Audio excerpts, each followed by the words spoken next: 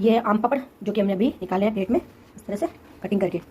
ये आम कच्चे आम से बने हुए हैं, कच्चे आम से बनाया हमने, ठीक है। डब्बा ही छोटा पड़ गया, देखो डब्बा ही पूरा भर गया।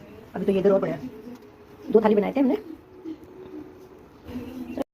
तो संडे है, जॉब पे नहीं जाना है मुझे, तो मैंने सोचा शुरू से नाश्ते में कांदा पोहा बनाते हैं। तो मैं कांदा पोहा बना रही हूँ। पोहे को मैंने भिगो दिया है और प्याज और मिर्ची टमाटर कट रहे हैं।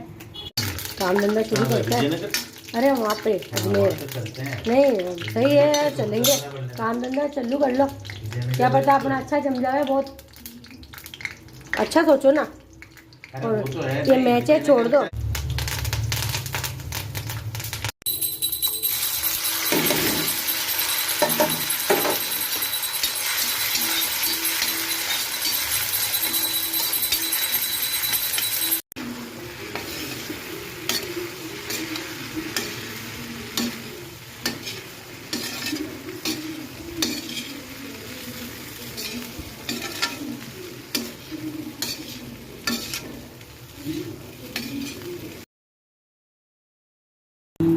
डालो